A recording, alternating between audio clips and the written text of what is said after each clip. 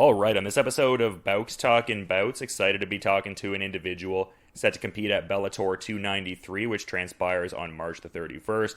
And it's a very intriguing strawweight bout as Mackenzie Stiller and Maria Henderson get out there to test skills, and good getting to have Maria on the show. How's your day going so far, Maria? It's going great. It started a little late. My husband and I drank a cold brew after our training practice yesterday. He teaches on Tuesdays and Thursdays, so he had a 6 o'clock class. That was not the best idea to drink a cold brew that late at night. So we were up forever. So our morning got started super slow. So we were running behind all morning. But now I'm here. We did a great workout. He made me super sad in that workout, and now we're on the phone.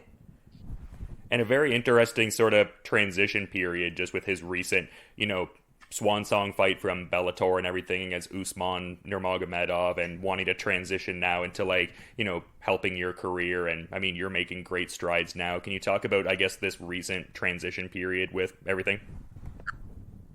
Yeah, it's something we knew that was going to happen. Obviously, it happened a lot sooner than we were expecting. None of us thought he was going to lose to Usman. I think 9 out of 10 times he beats Usman. Usman just had a great moment, and then he had capitalized on that moment, and that's what MMA is about. So hats off to Usman. He's actually a super, super nice guy. So I hope he does well. That 155 bracket is crazy. It's crazy.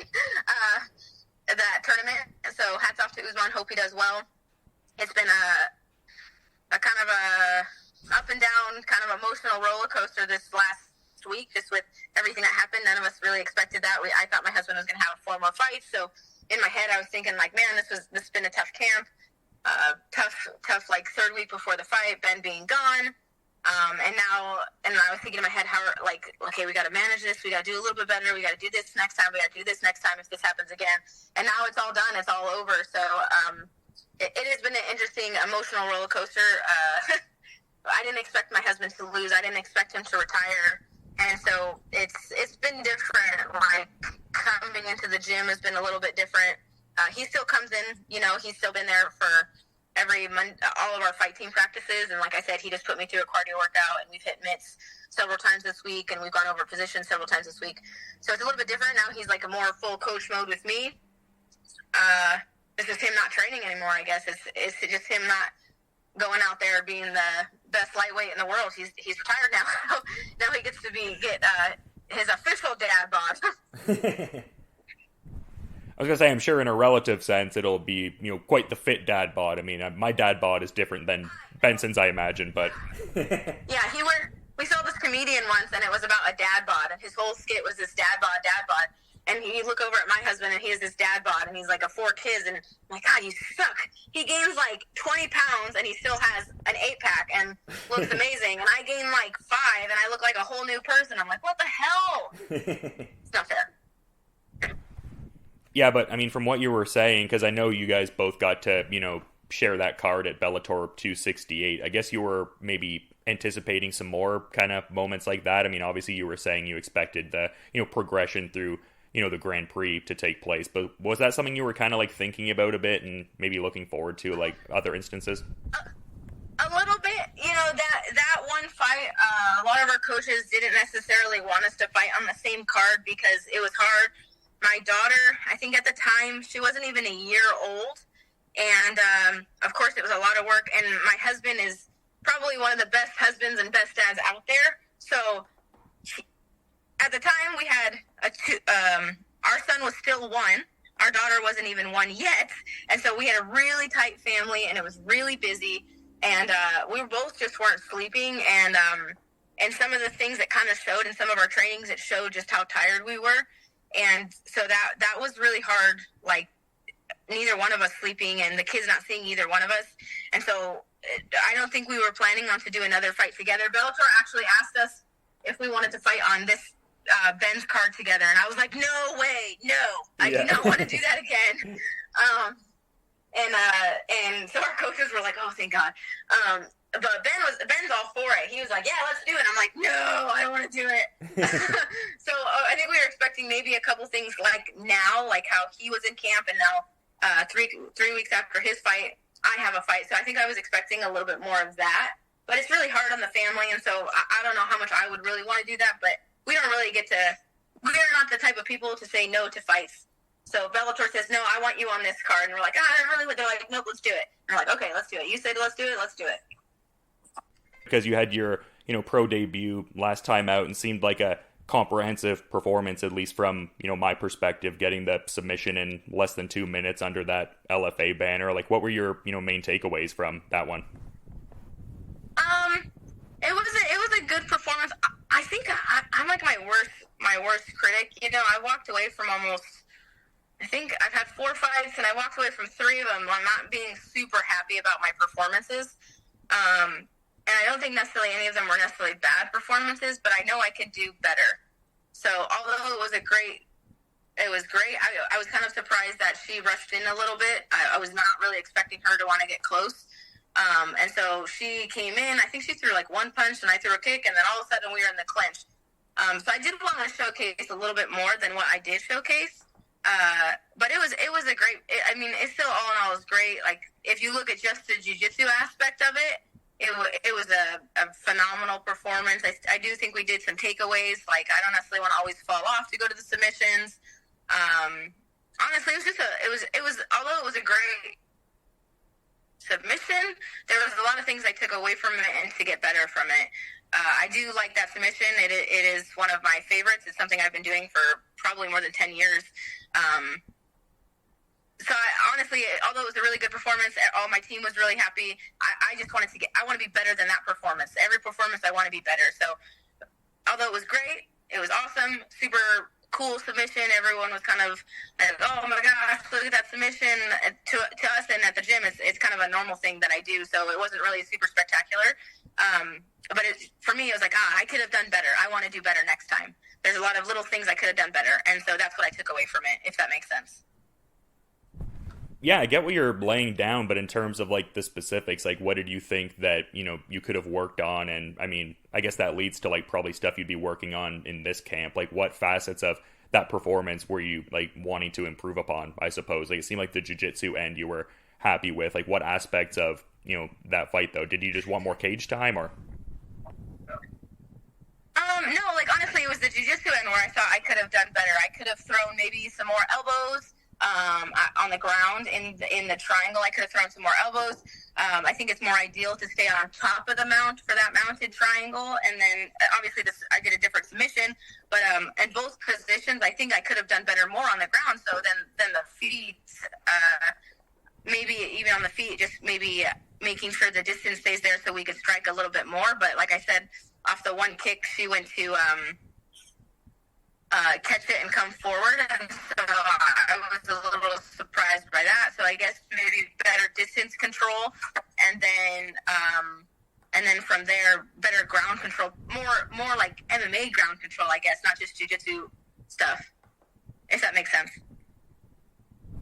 Yeah, for sure. I appreciate the, details and everything like that. But just in talking about like the striking part of your game, because like from, my layman perspective, it seems like fight to fight, the skills really, keep growing demonstrably in that regard. Like not that the jiu-jitsu skills are not per se, but I felt like that was what you were really known for coming into MMA. Can you speak to, that incremental progress in the striking between each fight? I would think that would be, pretty gratifying, just the demonstrable growth. Yeah, it has been changing quite a bit. My first fight, I was 6 months postpartum, so I had just had a baby, and like I really couldn't work on the ground very much because it hurt so much. Like my hips were super messed up, and so going in, like that was a whole striking one, and like that kind of blew me and my husband away. He's like, "Man, that was fantastic! You did a great job." And so honestly, I would like to get better at the things I did well in that fight and get better at those. And just striking is more, I think I've stayed on my feet better now. Like before I was kind of like fumbling a little bit, and now I'm more steady on my feet. I'm more comfortable. I worked with David Machad. He used to be a former UFC guy, and he was in the PFL, that tournament they had at 170, but he had a heart condition, and so he had to retire, unfortunately. And I've worked a lot with my stand-up with him and a lot of my stand-up with my husband, and I think we've grown quite a bit, and I'm really, really, really excited to show more of that this fight. I think there's going to be a lot of clinching in this fight, and I think it's going to really show how much better I've gotten, and I'm going to really shine in the clinch. Yeah, and it's cool you mentioned David, because it really seems like there's this core nucleus of training partners that's been around you for really the bulk of the MMA journey, if not the totality of it. Can you speak to the benefits of that? Because, I mean, obviously, like we're talking about, you're working with very high-level individuals, but just like the camaraderie dynamic that comes with that, too. Yeah, we have a great team. I think our team's a little bit different, and it's special. Where other gyms have like an MMA team and that's their sole focus, and then they just focus on the one fighter who's in camp, and then everyone else is kind of doing their own thing and kind of running their own practices, sort of, or they're just kind of really, really focus on these 3 people in camp. Our team's not like that. Like, yes, we have people. Ben was in a world title camp this past month, and then we had like 4 other guys who were in camp as well. And no, actually, there was like 2 other guys who fought that same weekend, and then 1 guy who fought the weekend before. We just had 2 guys fight the week afterwards, and then there's 3 of us fighting in 2 weeks as well. And another 2 guys fighting this weekend, actually. So it's been a really busy room, but no one takes away from the other person. We will all, our coach will be like, okay, I want this, if for me, he'll be like, okay, I'll go with this guy who's a really good wrestler and he has really good judo stuff. I want you to try to hit her in this every single time you go. And then he'll do the same thing for this. But no one is the star of the room. We are all a family and we all work together. And that's why I think we do really well. And that's why we shine together and we work well together and why we have a great team. It's why our team, I think, doesn't have as many turnovers as other teams. People don't come here and they already have a huge name. Like there's other gyms that big names just go to because they're like, oh, that big name's there. Let's go there too. And we'll make it bigger. No, we are not like that. We will build our fighters. We will make our fighters great. Mentally and physically, we will make them great. And then we'll make our room even greater. So I think we're special in that sense because we all want each other to get better. It's not just one person here and one person there, and then we bring in these 3 people, and then our star player is supposed to beat up that person. No, we want everyone to come in and be great. If that makes sense, like everyone's going to get better. Everyone's going to be great in the room, and we want everyone to shine, not just one person. I know. I'll be right there. I know. I'll be right there.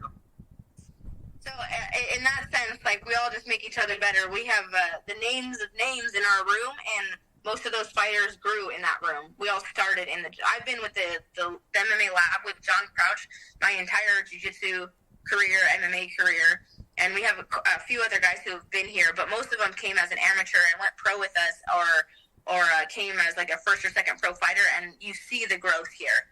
Like we're always trying to get people better. So in that sense, I think our team's really great, and that's where we work really well. David, like I said, we have David Machad, Mario Bautista, Mike Hamill, Bryce Meredith, who's a great wrestler and who's brought a lot into our room. Leslie Hernandez is another girl who fights with us. She fights for LFA. She's a phenomenal boxer. So she's really great to have as another 115er. And we have a lot of really, really Ang Ho right now, he's had like several highlight reels on ESPN. Phenomenal. So we have everyone who's just making everyone get better. And like, if you're not good at something, we're going to help you get better at that, if that makes sense. So I think that answered your question. Did that answer your question? Yeah, very sufficiently. I appreciate the depth of insight for sure. But just in talking about... No, I love it. And like that very much resonated to me from my perspective, just like everybody, really lifting everyone up there. So glad to hear from you that very much, is the case. But just in talking about this next opponent here with them having the, 4-0 MMA record and everything like that, like I'm curious like what your thoughts are on kind of like their main, I guess, stylistic attributes, because it seems like they've got, 4 first-round submission wins so far and kind of making their pro debut here. Like, what are your thoughts on, I guess, Mackenzie Stiller's better stylistic attributes from what you've seen? I think she is probably going to be one of the most well-rounded ground people and maybe most talented in one aspect than any of the other girls I fought. The first girl I fought was a stand-up girl, didn't want to go on the ground, didn't want to do jiu-jitsu or wrestle or anything like that.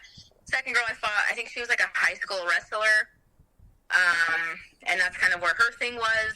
The third girl I fought, she was actually pretty well-rounded, too. She had like 5 or 6 fights.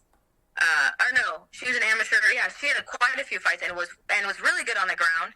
She was like 5'11", and like I had a hard time on the ground with her because every time we went on the ground, she was already pushing me away. By the time I touched her toes, she was getting away because her arms were so long. And the next girl I fought, she was really well rounded too because she's the one who had a lot of fights, and she had like a 5-round fight as an amateur. And then so she was really well rounded. But I think this girl is going to be more comfortable on the ground than probably any of the other girls I fought.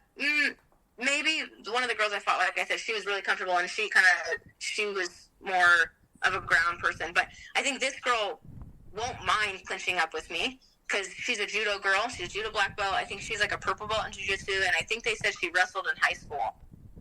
And so she's going to want to be on the ground. And so it'll be really interesting to see how we fare against each other because we're both going to want to get to the same place, right? And it's kind of just who's better at that place. Maybe, I don't know, who knows? Maybe she'll surprise me. Maybe she'll try to come out and kick my head. We'll see. Yeah, I mean, it strikes me as a very compelling fight stylistically, for sure. And, I mean, I do want to be mindful of your time, Maria. I know you've got a lot of hard training to do, and from what I can tell, getting back to, being a mom as well. So I want to be mindful of your time and let you get back to that. But just, if there's anything you might want to add as a parting final thought, the ball is in your court. Not really, not much. Just I'm super grateful for the opportunity that Bellator's given me. I'm grateful for the opportunity my husband's given to me. He's paved the road for me, and now he's ended his career so I could start my career, and that's a pretty big deal. Bellator and Ben have done great things for me, and I hope to do great things and show them that I'm worth what they're putting into me. Yeah, very much looking forward to seeing just the next, development of the skills, the next permutation of what you're, bringing to the table. And yeah, just very much excited for this Bellator 293 fight. And I appreciate you giving some insights ahead of that March 31st fight, and very much looking forward to that. But until then, you have a good rest of your day, Maria. Oh, thank you so much. Have a great day.